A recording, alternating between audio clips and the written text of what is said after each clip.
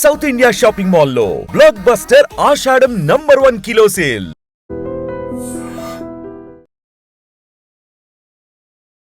తమిళనాడులో దారుణం జరిగింది. 10 ఏళ్ల బాలికపై అత్యాచారానికి పాల్పడ్డాడు ఓ కీచకుడు. బడికి నడుచుకుంటూ వెళ్తున్నటువంటి చిన్నారిని వెంబడించాడు. అంతే, వెనక నుంచి ఆమె నోరు నొక్కేసి పొదల్లోనికి తీసుకువెళ్లాడు. అఘాయిత్యానికి పాల్పడ్డాడు ఈ దుర్మార్గుడు.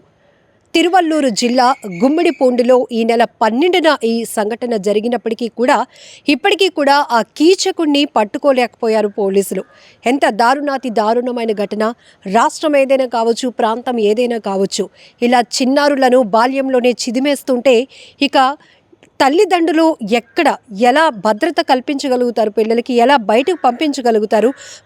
వాళ్ళు చదువుకోవటానికి పంపించాలి అన్నా కూడా ఇప్పుడు ఒక రకమైన అభద్రతా భావం ప్రతి ఒక్కరిలో పెరుగుతోంది. ఎందుకంటే బయటకు వెళ్ళి వాళ్ళు చదువుకునే కన్నా ఇంట్లో సేఫ్గా ఉంటారు అనే స్థాయికి ఈ ఘోరమైన సంఘటనలు జరుగుతున్నాయి. చాలా వరకు చిన్నారులపైన, పసిపిల్లలపైన, మహిళలపైన, వృద్ధులను సైతం వదలకుండా కామాంధులు రెచ్చిపోతున్నారు, పేట్రేగిపోతున్నారు. వారి కామ కోరికలు తీర్చుకోవటానికి ఎంతోమంది చిన్నారులను బలి చేస్తున్నటువంటి దారుణాతి దారుణమైన ఘటనలు వింటేనే భయమేస్తోంది. అసలు ఆడపిల్లలు పుట్టడమే నేరమా? ఈ రకంగా ఎందుకు ఇంత కీచకంగా, ఇంత దారుణంగా, ఇంత నీచంగా వ్యవహరిస్తున్నారు? కొంతమంది మనిషి రూపంలో ఉంటున్నారు కానీ మృగాలలా పడిపోతున్నారు, రెచ్చిపోతున్నారు. ఇప్పుడు తమిళనాడులో జరిగినటువంటి ఈ దారుణమైన ఘటనకు సంబంధించి సీసీటీవీ ఫుటేజ్లో రికార్డ్ అయిన దృశ్యాలు చూస్తే ప్రతి ఒక్కరి మనసు చలించిపోతోంది. ఎందుకంటే ఆ చిన్నారి నేను స్కూల్కు వెళ్తున్నాను అనుకుంటూ పాపం నడుచుకుంటూ వెళ్తుంది. నిర్మానుష్య ప్రాంతం. అక్కడి నుంచి ఓ వ్యక్తి వెంబడిస్తూ ఉన్నాడు. ఆ వెంబడించినటువంటి వ్యక్తి ఆ అమ్మాయిని గమనిస్తూనే ఆ అమ్మాయిని వెనక నుంచి వెళ్ళి నోరు నొక్కేసి పక్కనే ఉన్నటువంటి పొదల్లోనికి తీసుకువెళ్ళిపోయాడు. పాపం ఎంత నిస్సహాయ పరిస్థితి. ఆ అమ్మాయి ఏజ్ కూడా సహకరించదు. ఆ వ్యక్తిని ఎదిరించడానికి కూడా అంత బలం కూడా లేనటువంటి పరిస్థితి. చిన్న పాప, ఏం జరుగుతుందో తెలీదు. చుట్టూ ఎవరైనా సాయం కోరదామన్నా కూడా ఎవరు కనిపించలేని పరిస్థితి.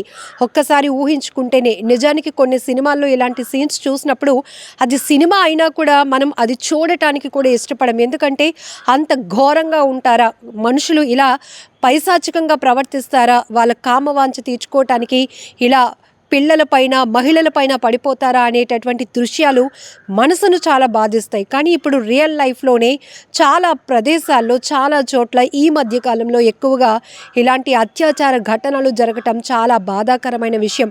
అందులో స్కూళ్ళకి వెళ్తున్న పిల్లల్ని టార్గెట్ చేస్తున్నారు, స్టూడెంట్స్ని ఎక్కువగా టార్గెట్ చేస్తూ ఇలాంటి అఘాయిత్యాలకు పాల్పడుతున్నారు. అసలు వాళ్ళు చదువుకోకూడదా? వాళ్ళకి భవిష్యత్తు లేదా? వాళ్ళు ఆడపిల్లలుగా పుట్టడమే పెద్ద నేరమా? బయటకు వెళ్తే చాలు, ఎందుకు అంతలాగా కామ కోరికలు తీర్చుకోవాలనే ఆలోచనే మీకు వస్తుంది? వాళ్ళకు కూడా ఒక స్వేచ్ఛ ఇవ్వాలి, వాళ్ళని కూడా ఎంకరేజ్ చేయాలి. ఒకవేళ ఒంటరిగా ఆడపిల్ల వెళ్తే కాసేపు ఎవరైనా ఆ ఆకతాయిల దృష్టి వాళ్ళపైన పడకుండా ఉండటానికి మనం కూడా వాళ్ళకి సపోర్ట్గా ఉండాలి, సెక్యూరిటీగా ఉండాలనే ఆలోచన మానేసి ఒంటరిగా వెళ్తున్న వారిని టార్గెట్ చేసి ఎందుకు ఇలా అఘాయిత్యాలకు పాల్పడుతున్నారు? అత్యాచారానికి పాల్పడి వాళ్ళ భవిష్యత్తును చీకటిమయం చేయాలి అనుకుంటున్నారు. ఎంత దారుణాతి దారుణమైన ఘటన. నిజంగా ఇలాంటి దుర్మార్గులు మాత్రం విడిచిపెట్టకూడదు. ఘటన ఎక్కడ జరిగినప్పటికీ కూడా చట్టాలు చాలా కఠినంగా అమలైనప్పుడు మాత్రమే ఇలాంటి దారుణమైన ఘటనలు జరుగుతున్నప్పుడు మీడియాలో బయట చాలా విస్తృతంగా సమాచారం వెళ్తోంది. కానీ ఇలాంటి ఘోరాలకు పాల్పడిన వాళ్ళని, పిల్లల్ని, మహిళల్ని, వృద్ధులను కూడా చూడకుండా, ఈవెన్ హాస్పిటల్స్లో పసిపిల్లలను కూడా చూడకుండా నెలల పసిపిల్లలపై కూడా తమ కామ కోరిక తీర్చుకోవాలనుకుంటున్నటువంటి నీచాతి నీచుల్ని, మృగాలను ఎంత కఠినంగా శిక్షిస్తున్నాయి అనే శిక్షలు కూడా ప్రతి ఒక్కరికి అవగాహన కలగాల్సినటువంటి అవసరం కూడా ఉంది. ఇలాంటి క్రూరమైన ఆలోచన చేసిన వాళ్ళు ఎంత కఠినంగా శిక్ష అమలవుతోంది వాళ్ళపైన, ఎంత దారుణాతి పరిస్థితికి వెళ్ళిపోయారు అనే విషయం కూడా సొసైటీలో అంతే స్థాయిలో దానిపైన ఒక అవగాహన కల్పిస్తే గనక ఖచ్చితంగా ఇలాంటి ఆలోచన చేయాలి అనేటటువంటి ఆ బుద్ధి కూడా మానుకునే పరిస్థితులు కూడా నెలకొంటాయి. ఎందుకంటే ఆ క్షణంలో వాళ్ళు క్షణికావేశంలో కావచ్చు, ఉద్దేశపూర్వకంగా కావచ్చు, అక్కడున్న పరిస్థితుల ప్రభావం కావచ్చు, ఏదైనా ఇంత దారుణాలకు ఒడిగడుతున్నారే, అదే మీ ఇంట్లో ఆడపిల్లలు లేరా? నువ్వు కూడా ఒక తల్లి జన్మనిస్తే ఈ సొసైటీలోనికి వచ్చిన వాడివి, ప్రపంచాన్ని చూస్తున్నవాడివి. అలాంటిది ఒక ఆడపిల్లను చూస్తే చాలు ఎందుకు అలాంటి ఆలోచన మీకు కలుగుతుంది, అలాంటి దుర్బుద్ధే కలుగుతుంది. ఇలాంటి ఎన్నో ప్రశ్నలు ఆ పాపకు కూడా అడగాలని ఉంటుంది. కానీ ఏజ్ 10 ఏళ్ల పాప, చదువు మాత్రమే తెలుసు. అమ్మా నాన్న నన్ను బాగా చదివించాలని, చదువుకోమని ఇంటి నుంచి స్కూల్కి పంపుతున్నారు. స్కూల్కి వెళ్ళాలి, అంతేగాని చుట్టుపక్కల పరిసర ప్రాంతాల్లో ఏం జరుగుతోంది, ఇంత భయంకరమైన మనుషులు మన చుట్టూ ఉంటారా, మనల్ని వెంబడిస్తారా అని కూడా తెలుసుకోలేనటువంటి పసితనం. 10 ఏళ్ల పాప అంటే ఏం తెలుసు ఆ పాపకి? ఎవరో వెనకాతల నాలానే నేను ఎలా స్కూల్కి వెళ్తున్నానో వారు ఎవరో నడుచుకుంటూ వెళ్తున్నారు అని అనుకుంటుంది తప్ప ఇతను నన్ను ఇబ్బంది పెట్టడానికి వస్తున్నాడు, నా జీవితాన్ని నాశనం చేయడానికి వస్తున్నాడు అని ఊహించి ఉండదు. ఈవెన్ మహిళలు కూడా మనం ఎన్నో రకాలుగా సోషల్ మీడియాలో ఎక్కడ ఎలాంటి ఘటనలు జరుగుతున్నా చాలా విస్తృతంగా మీడియాలో చూపిస్తున్నాం, తెలుసుకుంటున్నారు. కానీ మనం పసిగట్టలేనటువంటి పరిస్థితి ఉంటుంది. అప్పటి వరకు మనిషి రూపంలోనే ఉంటున్నారు కానీ మృగాలలా మారిపోతున్నారు. ఎంతోమందిని బలి తీసుకుంటున్నటువంటి విషయం చాలా ఆవేదన కలుగుతోంది. ఎందుకంటే ఆడపిల్లల కన్నా ప్రతి తల్లిదండ్రి ఈరోజు ఎంతగా భయపడాల్సిన పరిస్థితులు వస్తున్నాయి. ఈవెన్ సోషల్ మీడియాలో ఎక్కడ ఏ సంఘటన జరిగినా క్షణాల్లో బయటకు వస్తోంది. కొన్ని చోట్ల సీసీటీవీలో కూడా ఈ నేర ఘటనలు రికార్డ్ అవుతూ ఉండటం, లేకపోతే తల్లిదండ్రులు చాలా మాకు అన్యాయం జరిగింది, దీన్ని మనం దాచిపెట్టుకోకూడదు, భయపడిపోకూడదు అనుకొని న్యాయం కోసం ఆ నేరస్తుల్ని పట్టించడం కోసం తెగించి బయటకు వస్తున్నారు. పోలీస్ స్టేషన్స్ వరకు వెళ్తున్నారు. కాబట్టి చాలా ఘటనలు బయటకు వస్తున్నాయి, వెలుగు చూస్తున్నాయి. కొంతమందికి ఇమీడియట్గా న్యాయం జరుగుతుంది, ఇలాంటి నేరస్తుల్ని పట్టిస్తోంది.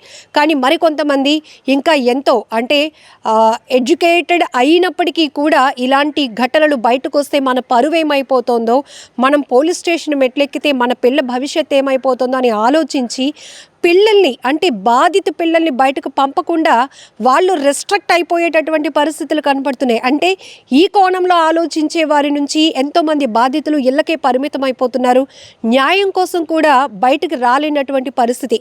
కానీ ఇప్పుడు ఈ ఘటనలో మాత్రం ఈ తల్లిదండ్రులు ఆ పాప కేకలు పెట్టినటువంటి తీరు గుండెలు పిండేస్తోంది. ఎందుకంటే ఎంత అన్యాయం జరిగింది. అసలు పసిపిల్లలపై ఏంట్రా బాబు మీ ప్రతాపం, ఇంత దారుణాలకు ఒడిగడుతున్నారే, మీరు ఎలా వచ్చారు, అసలు భూమిపైకి మీరు ఎలా రాగలిగారు?